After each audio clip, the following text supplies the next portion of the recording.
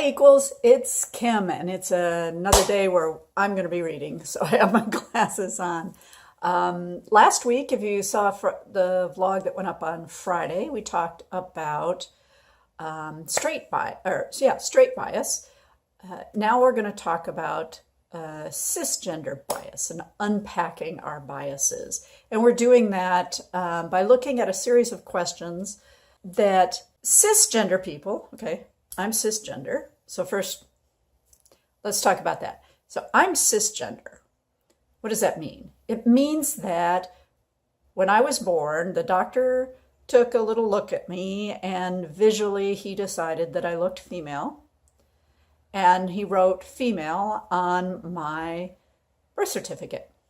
That's called the sex I was assigned at birth and or the gender that I was assigned at birth.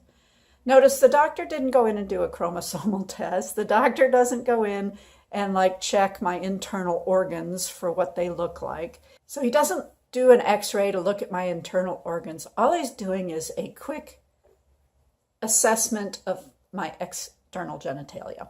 And based on that determines whether he's putting an F or an M on my birth certificate, which then affects the rest of my life around things having to do with gender. Personally, I'm not sure that we need to put gender on a birth certificate anymore and or allow it to be filled in later by the person themselves. Back to why I'm cisgender. My sex or gender assigned at birth was female. F was put on my birth certificate. As I grew older, my understanding of myself, the way my brain worked, the brain chemistry, and my understanding of myself remained female. And when that happens, and that is generally what happens, most of us are cisgender. We are cisgender. It's a term, you can use it, you cannot use it, but if you were ever asked, what is your gender identity? Those of us who are not transgender would answer cisgender. Now, I'm going to put a caveat in there that there are also folks who would identify as gender non-binary, gender non-conforming, gender queer. So there are variations on that where they don't identify necessarily as transgender and they certainly don't identify as cisgender. But if you're going to look at the two binaries, and we're going to talk about this a lot, the two ends of the spectrum around gender identity, there is cisgender on one end and there is transgender on the other end, particularly transgender, where there's been a lot of surgeries involved, are on the ends. And then what's in between, right, is that gender, is folks that don't identify as male or female particularly, they don't identify with those binaries of male and female. Binary, one or the other, hot or cold. And I use the example of hot or cold because remember, we think of hot and cold as being opposites, but there's also warm. And that's all that space between hot and cold. And so if you have male and female, you also have all the space in between where it's maybe a little bit more female, maybe a little bit more male, but it might be a combination of the two somehow. But there's not an identification with male or there's not an identification with female. It's the space in between. And we want to let people live there. There is nothing wrong with living in that space. First of all, I'm cisgender and I'm about to talk about gender identity. Normally, I prefer to let somebody who is transgender speak about transgender issues. But I've also mentioned in my Make America Compassionate Again, please, that the way that we do that is we speak up for each other. So I want to be very clear right now that I am an ally to the transgender community and am trying to do what I can to help educate other people about, in this case, unpacking gender identity bias.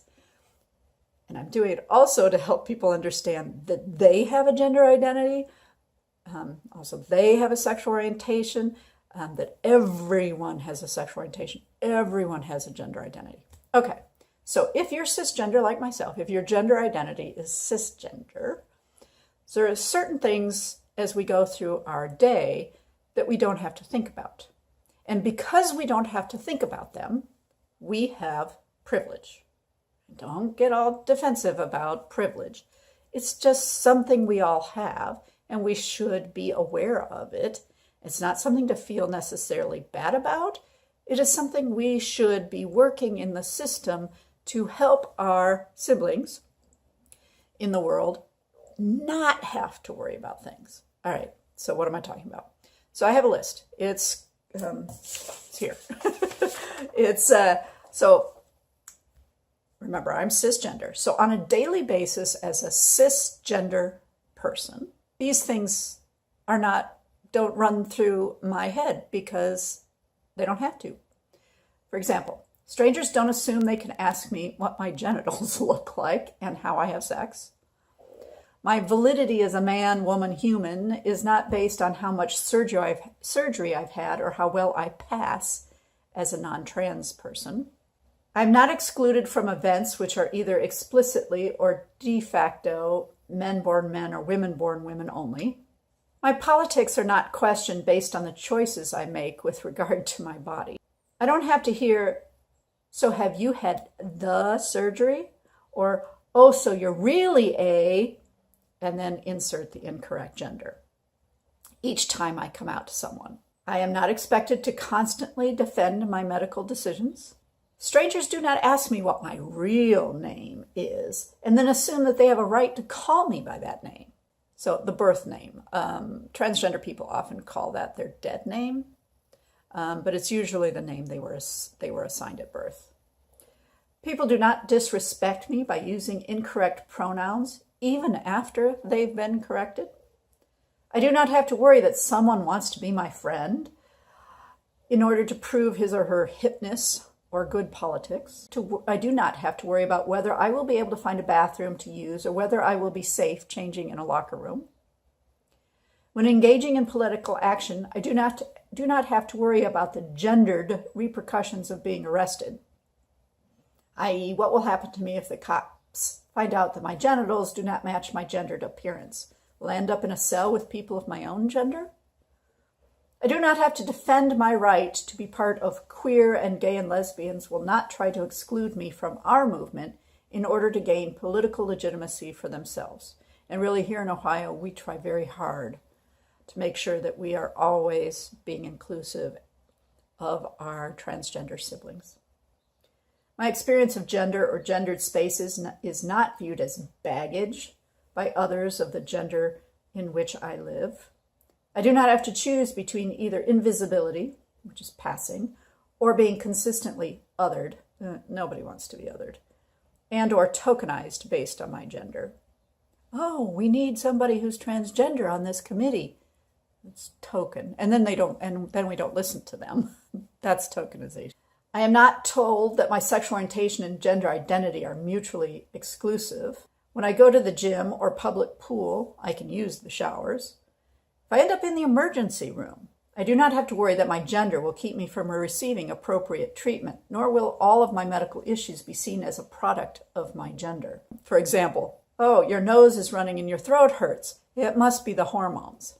My health insurance provider, or public health system, does not specifically exclude me from receiving benefits or treatments available to others because of my gender. So, for example, transgender folks, transgender women still have a prostate, and so they need to have prostate exams, as well as trans men would still be at risk for like uterine cancer, ovarian cancer, breast cancer, and they need to be able to have that kind of medical testing, etc., without having to change the gender marker on their driver's license and birth certificate, etc., back to what it was assigned at birth in order to be able to receive that treatment. So it shouldn't, if you offer prostate exams to some people, you should offer prostate exams to everyone who needs it.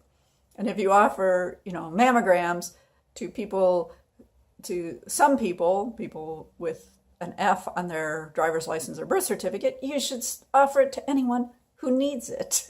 That's the point. When I express my internal identities in my daily life, I'm not considered mentally ill by the medical establishment. I am not required to undergo extensive psychological evaluation in order to receive basic medical care. The medical establishment does not serve as a gatekeeper which disallows self-determination of what happens to my body. People do not use me as a scapegoat for their own unresolved gender issues. All right, so let's talk about that last one for a minute. A number of the people that I run into who are particularly transphobic, I believe, have unresolved gender issues of their own. And I'm sure that these issues are wide-ranging. One of them is misogyny. So most people I run into who are transphobic are not phobic of trans men. So these would be trans men, as a reminder, are people who were assigned female at birth on their birth certificate, but identify as men.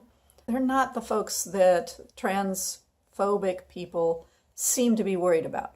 Transphobic people seem to be worried about trans women. So these are folks whose gender assigned at birth was male, but identify as female. For better or worse, they are sometimes more visible in society. If they've waited a long time to start hormone replacement therapy, they are often more visible if they can't afford a lot of surgeries, feminization of the face, the laser surgery on the beard, contouring of the body, etc., that the very wealthy can afford. If they can't afford those kinds of surgeries, because they certainly aren't covered by most insurances, then they are a little bit more visible in society than trans men tend to be. These are the people that transphobic folks seem to have the biggest problem with. And one of the things that I think plays in here is misogyny. This, whether we call it a hatred of women or a view of women as lesser. And so in their minds, why would anyone ever want to actually be a woman because it's lesser than a man?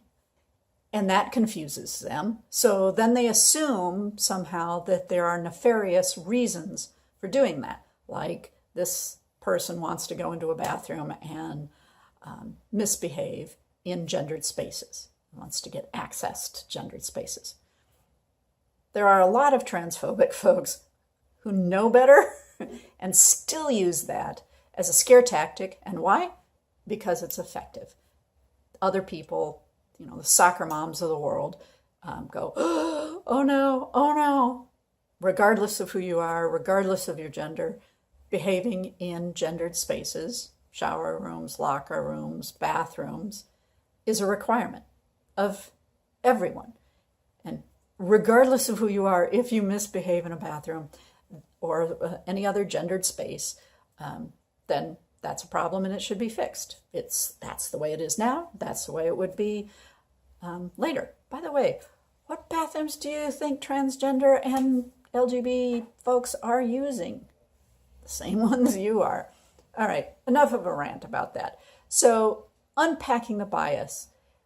Those questions, if you don't have to worry about those questions every day, you have cisgender privilege. It's not something to get all, no, I don't see gender. We'd actually prefer, we want to celebrate the diversity of gender. So not seeing it doesn't solve the problem. Seeing gender, respecting and affirming people's self-identification of their gender is a good thing. We just have to, as cisgender people, get comfortable with it. And to get comfortable with that we have a gender identity, because more and more you're going to be asked what your gender identity is. And for cisgender people, that may seem like a weird question, or what do they think about me if they've asked me that? No, they're asking it of everyone. That's what should happen, is everyone should get asked that question. So again, if you get asked the question, most of you are going to answer that you're cisgender, or that your gender assigned at birth and your gender that you identify now are the same. That's another way to answer that question. All right, everybody, enough of that for today. I'm going to talk about how all of this kind of comes together, how the full spectrum of the wonder of our world's diversity in our next video. Hey everyone, if you like this video, give me a thumbs up. Please subscribe. The more subscribers I have, the more YouTube gets my message out. And obviously I'm trying to do some education to the straight and cisgender folks in the world. And so I would love it if you could help me out by subscribing. You can hit the little bell that notifies you when I put up a new video. That would be amazing too. Otherwise, have a great week. See you later. Bye, equals.